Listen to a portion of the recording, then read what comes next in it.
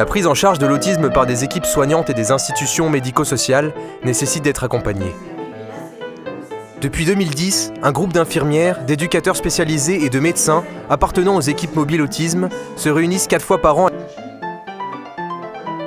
Ensemble, ils ont adapté une grille de recueil d'informations très précise, la grille JEDI, afin d'être en mesure d'aider les familles et les institutions médico-sociales de la région Rhône-Alpes qui reçoivent des patients autistes.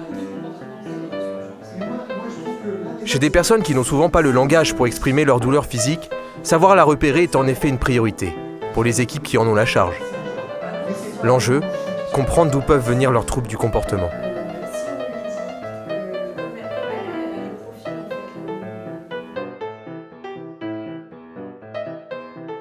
Mais je suis d'accord avec toi quand tu dis qu'il y a une réelle prise de conscience des professionnels. Il y a quelques années de ça, ça ne se passait pas comme ça.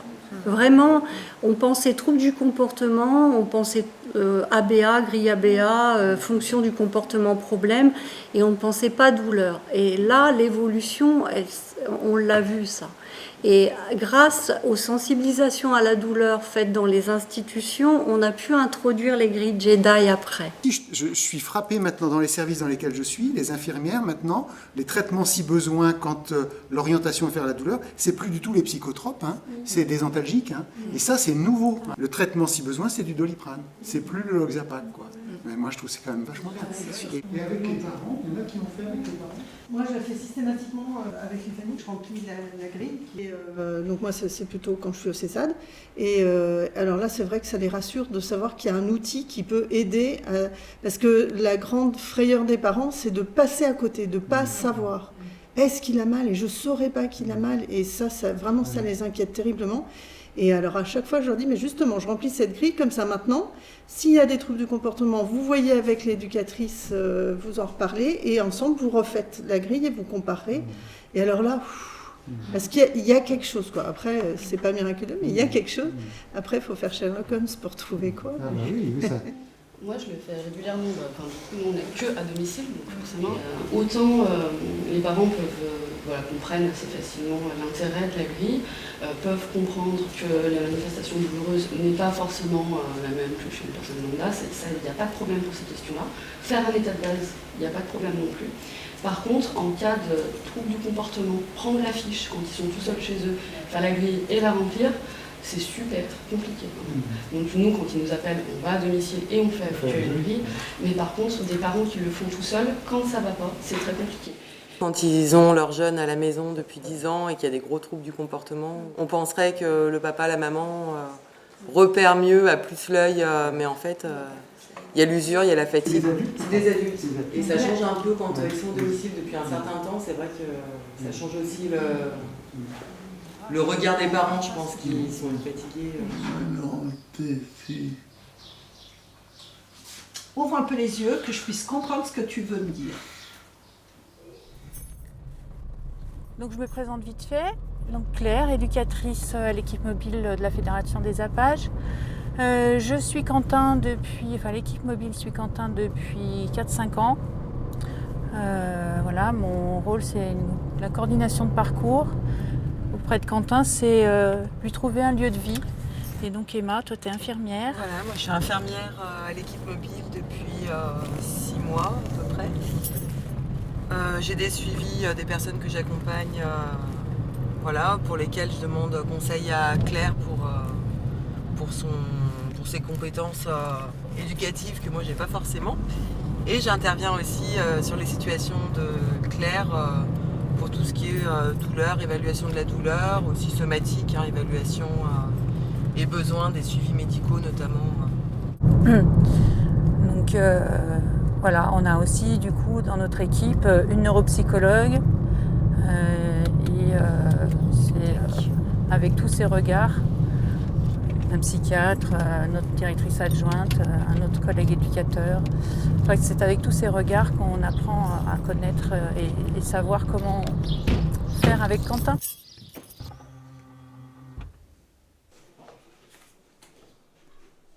Quentin, ses troubles ont été diagnostiqués très tard. Il avait 23 ans. Parce qu'il était en femme, foyer d'accueil médicalisé, et que, comme ils disent, il est passé à l'acte, c'est-à-dire qu'il a agressé des éducatrices, donc il l'a envoyé au CPA de Brook, au centre psychiatrique, et que c'est eux qui ont dit, mais votre fils, le problème, il a des troubles autistiques. Voilà ce qu'il a, il n'a pas de maladie mentale. On pensait, alors moi on m'avait dit non mais les handicapés mentaux ils ne ressentent pas la douleur comme nous. Voilà ce qu'on nous disait.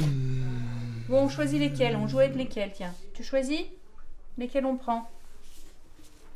Il y a toi. Alors, c'est vrai que c'est une idée qui a été longtemps d'actualité. On Oui, veut dire, oui. c'est les bébés et les handicapés, les déficients Alors que- intellectuels Oui, ils n'ont n'ont pas pas de mal. douleur, ils n'ont pas mal.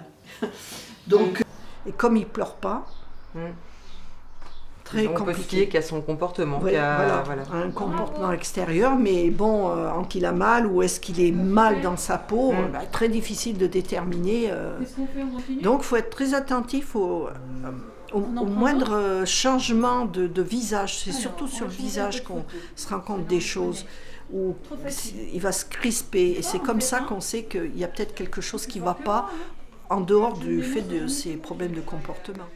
Alors on a celle-là. Ouais, un peu tristoune celle-là. Donc là, on peut reprendre ensemble ce que vous avez rempli, vous, concernant Oui. le comportement De Quentin. de Quentin, et puis voir, il y a des choses où vous n'avez pas pu remplir. Non. Donc là, pleure... Pleurniche faiblement, gémit, non, jamais je le Jamais. vois. Pleure modérément non plus. Crie et hurle fortement, ben oui, ça lui arrive quand même. Hein. Ça arrive même souvent. Oui, c'est entre 2 et 3 là, c'est difficile à dire. Hein. Ouais, on peut... Oui, peut-être entourer plutôt les deux quoi. Oui, il y avait des fois, c'était presque les deux qu'il fallait mettre. L'idée, c'est que si son comportement change, donc pas forcément avec plus d'agitation, ça peut être aussi plus de retrait, de refaire la même grille. Et si lui, ici, a 6 points d'écart avec le score de base, dans tous les cas, on se dit qu'il faut éliminer la douleur, c'est peut-être une douleur. C'est comment? C'est un train comment ça? Mama, masochiste. Ouais.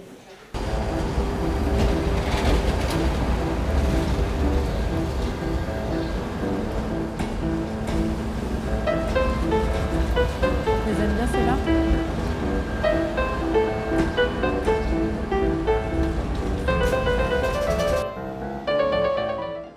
Donc moi je m'appelle Jean-Marc Diamet, je suis éducateur spécialisé, je travaille dans une équipe mobile autiste. Je fais partie d'un trinôme sur le Nord-Isère. Je travaille avec ma collègue qui est infirmière, Floriane Almodovar. Et on travaille avec une psychologue aussi qui n'est pas là aujourd'hui dans notre trinôme. Voilà, on fonctionne à 3. Et donc aujourd'hui on venait sur Gaieté, qui est un foyer d'accueil médicalisé autisme, pour les accompagner notamment pour la prise en charge de la douleur, mais aussi pour améliorer les prises en charge. En fait, ils font appel à nous quand ils sont dans une situation de crise pour un résident qu'ils n'arrivent pas à résoudre tout seuls. Donc nous, on vient, on fait des observations, on analyse un peu la situation, on fait des évaluations dont la douleur fait partie. Et après, on leur donne des préconisations de travail qu'on les aide à mettre en place. Pour vous donner un exemple, on a fait une restitution il y a vraiment peu de temps là, pour Anaël, où on leur a préconisé pour la patouille en fait, des billes d'eau au niveau sensoriel. Et oui, Et du coup, ils l'ont déjà mis en place en fait. Donc c'est super quoi. Et bon, des fois ça marche pas, hein, mais là pour le coup ça marche super bien. Mais en même temps, on ne peut pas laisser tout en faire, sinon on n'a plus la place pour on voit bien la différence de texture. Surtout ça qui est important. Que d'en mettre partout, mais c'est pas grave, c'est fait pour. Allez,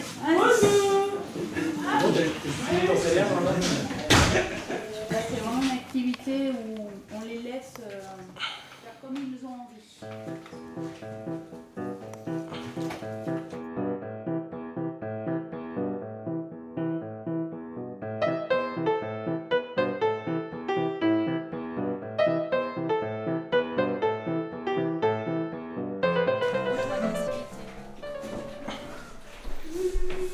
Ça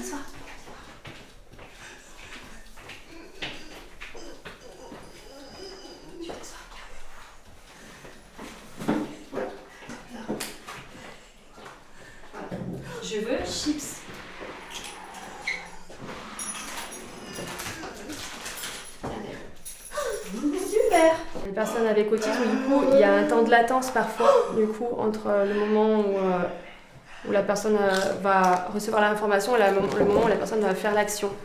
Et ça peut se retrouver au niveau de la douleur aussi, c'est-à-dire que parfois la personne va vivre quelque chose, une situation. Je veux chips. Bravo Anaëlle, super. Elle va vivre une situation peut-être il y a 3 jours, et ça va s'exprimer dans la semaine, à retardement. Pour ça aussi que les fiches douleurs nous aident, du coup, où on va identifier ce qui se passe avant, pendant le trouble du comportement, après, est-ce qu'il s'est passé quelque chose de particulier dans ces journées-là. Du coup, on reprend chaque jour où on a eu des comportements qui sortaient de l'ordinaire, et du coup, là, on va pouvoir retravailler et trouver des pistes. Et après, on formule des hypothèses, et puis on teste. Et du coup, le travail avec limite nous aide beaucoup pour ça, parce que ça permet de prendre du recul. C'est quand justement, là par contre, il était douloureux en fait. Enfin, pour nous, il était douloureux au niveau des dents, mais finalement, quand on regarde sur la fiche douleur, il était à 5. Ouais, mais alors après, peut-être, est-ce que il peut, si c'est une gingivite, il peut très bien présenter des douleurs au moment du brossage des dents. Du coup, ça va pas forcément apparaître. Si c'est très, ponctuel, ça va pas forcément. Parce qu'il déchire et ça fait Oui, on le cote pas énormément du coup, ça. Ça apparaît que sur... c'est quand même de l'agitation motrice. Déchire, tu peux le coter dans la... Non, pas dans la rigidité, dans l'agitation, tu vois, et tu le notes à côté. Comme ça vous donne un degré de fréquence, enfin, quelque part... ça vous le coterais là, toi. Moi, je pense que ça fait quand même partie des caractéristiques chez lui, et du coup, il faudrait que ça apparaisse quelque part. Et du coup, ça vient vous donner quand même une notion sur son état. En plus, c'est vrai que... Donc moi, je le mettrais dans l'agitation et je le noterais à côté. D'accord. Le truc, c'est qu'il est allé au dentiste, donc au réseau bucco-dentaire, et en fait, ils n'ont rien trouvé du tout. D'accord, et les gens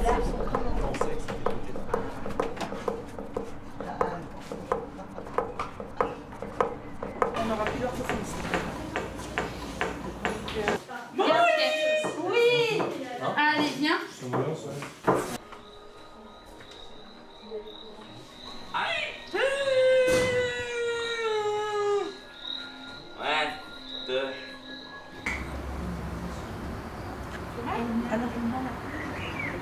Les lundis en semaine 2. Et pourquoi Entrez. Entre. Bonjour Clémence. C'est déjà j'ai dit bonjour. Eh ben tu donnes au docteur Chen. Merci Clémence. Alors, tu viens me voir, on va faire un examen. Est-ce qu'on peut reprendre un petit peu tout ce qu'on a observé depuis le mois d'avril où il a présenté, vous savez, ces gros troubles du comportement?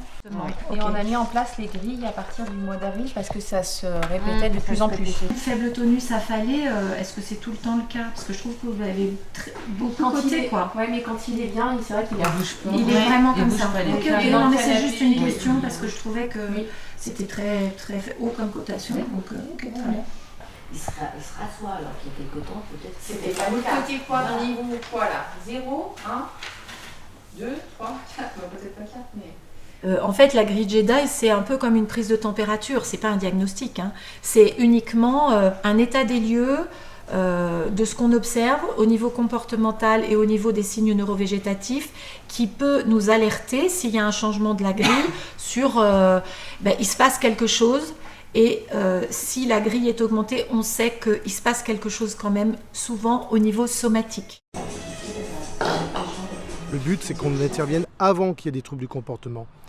Peu à peu, en connaissant les jeunes, et puis par le travail clinique qui est fait avec la psychologue et l'infirmière et les médecins, on arrive maintenant à avoir des signaux qui nous font dire attention, là il y a un risque qu'il y ait un trouble du comportement parce que le jeune présente des troubles au niveau oculaire ou commence à avoir une agitation, et là on a eu un accompagnement pour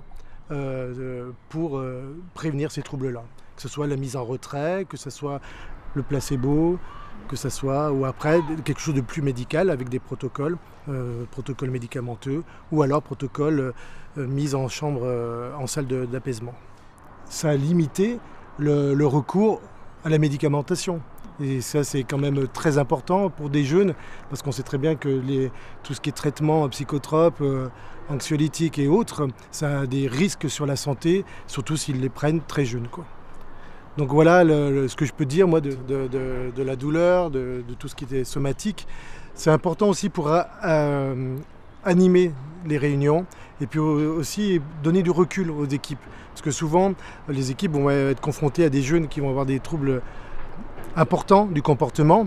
Et là, en fait, souvent, les équipes attendent une réponse un peu rapide et que je ne peux pas toujours leur donner. Voilà, il a fallu aussi faire un travail pédagogique auprès des équipes sur la grille de gestion douleur, la grille JEDI. Cette formation, cette sensibilisation a beaucoup fait évoluer notre travail à l'IME. Notamment, nous, on accueille des jeunes qui ont des gros troubles du comportement et en fait se rendre compte qu'un trouble du comportement, c'est pas forcément inné et inévitable, mais souvent à partir d'une douleur. L'utilisation des grilles JEDI, des fois même l'infirmière nous ralentit parce qu'on voudrait en faire toutes les semaines, mais nous a permis d'éliminer pas mal de troubles du comportement et on a des jeunes qui ont évolué grandement. Moi, je pense à un jeune en particulier qui pouvait s'arracher la peau, des choses comme ça, et qui aujourd'hui retrouve petit à petit presque l'usage d'une communication, on ne va pas dire de la parole, mais... Donc nous, ça nous a sensibilisés à être plus attentifs à certains signes, en plus avec ces grilles. La poubelle, ça c'est la poubelle à lui. Poubelle. Reste là, prends les plateaux. Allez, on prend les plateaux. Doucement, Les folies, les folies. Et pour qui ça? C'est l'envers, c'est l'envers. C'est l'envers. C'est quoi qui est inverse? C'est le DH7. C'est comme ça? Non. C'est comme ça? Oui. Allez, je cherche pas de place, faut terminer. Moi, je trouve que là, depuis qu'on a instauré, on a le groupe... Ouais, nos enfants, on les connaît mieux. Et on arrive à prévenir quand même des comportements compliqués. Des fois, ça reste parfois long. On a un jeune qui allait mal toute l'année. Mais bon, à force de faire des grilles aller-retour entre le médical, la psychologue, nous, on a réussi à trouver ce qui allait pas et à mettre en place un protocole médicamenteux qui l'aide. Alors que les éducateurs, on n'est pas trop pro-médicaments. Hein. Mais finalement, on se rend compte des bienfaits que ça a sur lui. Et aujourd'hui, c'est plus le même, quoi. Il est à nouveau dans les apprentissages, dans le lien.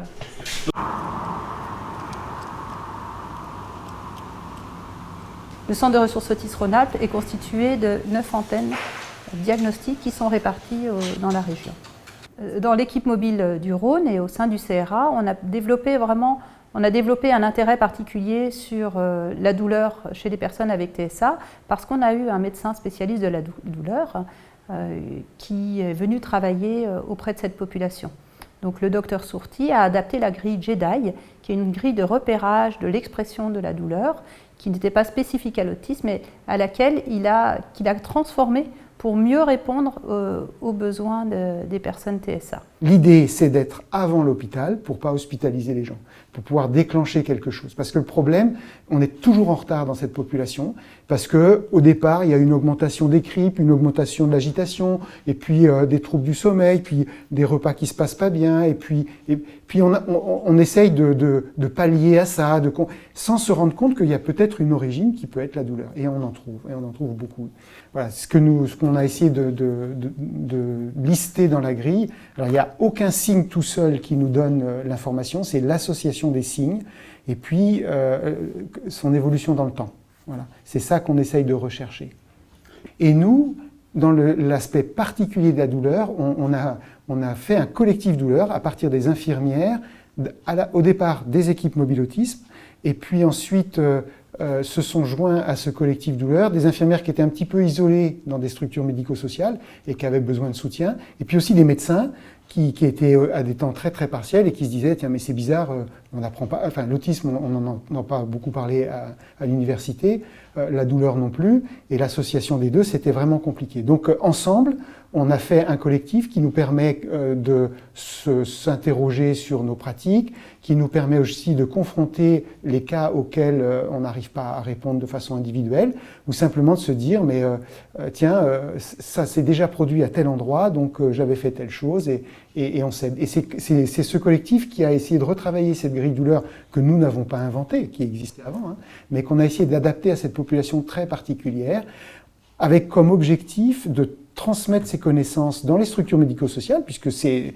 les personnes qui sont au quotidien, les éducateurs, les AMP, qui sont au quotidien avec les autistes, qui peuvent, elles, essayer de voir est-ce que ça c'est de la douleur ou pas. Voilà. Et aujourd'hui, on a des coups de téléphone d'autres régions ou d'autres départements en disant on aimerait bien intégrer le collectif douleur. Soit ce sont les infirmières elles-mêmes ou les médecins, soit ce sont les directeurs de structure qui disent ben voilà, mon infirmière elle est un petit peu seule, est-ce que vous pourriez. Alors là maintenant, comme on est assez nombreux, le préalable c'est d'avoir fait une formation sur la douleur avant. Hein.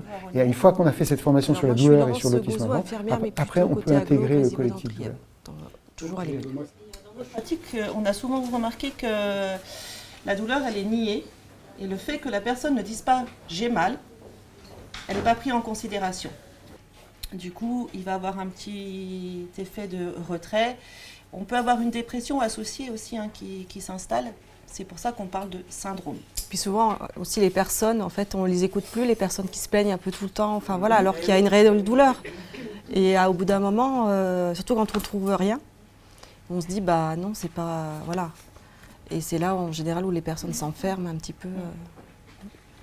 Donc en fait, chez les personnes TSA, donc on retrouve une altération de la communication. C'est pour ça que ce qui est important, c'est d'évaluer aussi au niveau verbal la personne, si son verbal est fonctionnel ou pas, au niveau du langage. Parce qu'il peut vous dire que j'ai mal à la tête, et c'est pas forcément à la tête parce qu'il n'aura peut-être pas forcément son schéma corporel. Et ça peut être, je sais pas, au pied par exemple. Ouais. Alors, le médecin, souvent, il regarde la sphère au niveau de la tête, ORL, tout ça, pour voir ce qui se passe. Mais quand on ne trouve rien, c'est aussi intéressant de chercher ailleurs. Parce qu'il faut l'entendre, la plainte. Il y a une plainte, hein, quand les personnes peuvent avoir une plainte. Mais c'est pas forcément, en fait, ils vont pas forcément montrer ou dire là où ils ont mal. C'est pas forcément là, à cet endroit-là. Comme exemple, je vais vous prendre... je travaille depuis longtemps sur l'hôpital de Saint-Égrève. Et avant, on avait des très vieux bâtiments avec des gros radiateurs en fonte qui chauffaient énormément, qui étaient brûlants, on ne pouvait pas poser la main dessus. Je travaillais dans un service avec des personnes TSA très déficientes hein, et qui allaient se mettre contre les radiateurs, pour certainement la recherche aussi sensorielle qu'on a vue hier. Hein, et donc ils se collaient au radiateur, qui restait là, jusqu'à se brûler. C'était juste le traitement de l'information qui n'allait pas. Donc ils sentaient la douleur, ils sentaient qu'ils étaient brûlés, mais il n'y avait pas de retrait. Donc il y a aussi une mise en danger de ces personnes-là. Donc là, c'est un exemple sur un radiateur, donc quand même brûlé au 2e degré. Hein. Mais vous, quand vous accompagnez par exemple quelqu'un à la douche, la température de l'eau, ça va être compliqué. On peut brûler quelqu'un avec la température de l'eau, alors que même il ne va peut-être pas avoir de retrait. C'est juste que l'information elle est tellement longue à être analysée que du coup ça va prendre trop de temps et votre personne elle sera brûlée. Donc moi je m'appelle Romain Couchet, je suis éducateur spécialisé et à travers cette formation en fait je suis venu chercher de l'information, de la théorie et puis un regard on va dire supplémentaire pour la globalité de la personne parce que dans notre travail on se rend compte qu'en fait on parle de globalité mais il manque toujours des choses et c'est à travers ces formations comme ça qu'on peut vraiment faire ce qu'on apprend, ce qu'on dit prendre en charge. Quoi. Je pense que c'est là, grâce à cette formation, que ça prend tout son sens. C'est là qui a changé là aujourd'hui au moins. Je pense qu'on est tous d'accord que notre regard il a changé et qu'on va dès demain apporter quelque chose de différent au foyer. En tout cas, ce travail commun, il est fondamental justement parce qu'il nous aide tous, les différents corps de métier, à prendre en compte les symptômes observés et à les rendre, et on voit bien à quel point c'est fondamental de les rendre objectivables pour que ce soit entendable du coup du corps soignant et des médecins, parce que quand vous dites c'est frustrant, on n'est pas entendu, il nous semble que on observe au mieux les résidents et quand on restitue, il n'y a rien derrière. C'est-à-dire que si on le rend objectivable, et du coup, même pour les infirmières aussi, c'est plus facile. Parce que les médecins, effectivement, ce qu'on disait, avec rajouter des traitements, il y a toujours une crainte par rapport aux effets secondaires, aux multiples traitements que les résidents ont. Et du coup, voilà, c'est impératif de pouvoir utiliser cette grille maintenant. Et je pense que ça va aussi nous aider à être plus tranquille avec ça et du coup à nous dégager de nos projections aussi.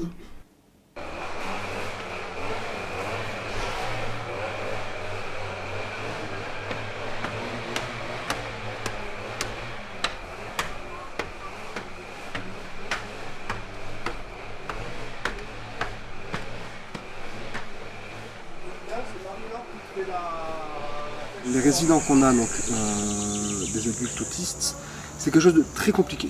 Et c'est vrai que pendant très longtemps, on savait pas, on renvoyait à Madame Chêne en disant bah là il y a quelque chose du fait du comportement, du fait de... je pense notamment à Maxence qui à un moment se tapait le ventre, donc on allait approfondir un petit peu au niveau du ventre. Il a eu une coloscopie et puis une endoscopie. De manière générale, pour tous les résidents de l'unité 3, c'est vrai que on s'appuyait sur leur comportement ou leurs mots qu'ils pouvaient dire et on essayait d'aller un petit peu voir ce qui se passait. Et c'est vrai que depuis qu'on a eu la formation avec le docteur Sourti et puis du coup cette grille Jedi, du coup voilà, c'est une grille maintenant qu'on utilise systématiquement avant d'aller voir le docteur pour voir déjà voilà, qu'est-ce que dans le comportement du résident, qu'est-ce qui a changé. C'est difficile pour moi, c'est vrai que c'est pour ça qu'une grille, même pour nous parents, ce serait important. Pour pouvoir évaluer si c'est une douleur physique, une douleur ou un mal-être psychologique, ce serait très important pour nous. Moi je trouve que là, peut-être parce qu'il a été malade, il a été fatigué, c'est vrai qu'il n'était pas bien du tout. Et il y a eu un travail qui a été fait, important. Et Maxence était le centre de ce travail en fait. Et moi j'ai trouvé que ces 8 derniers mois, moi, j'ai remarqué que ça avait évolué.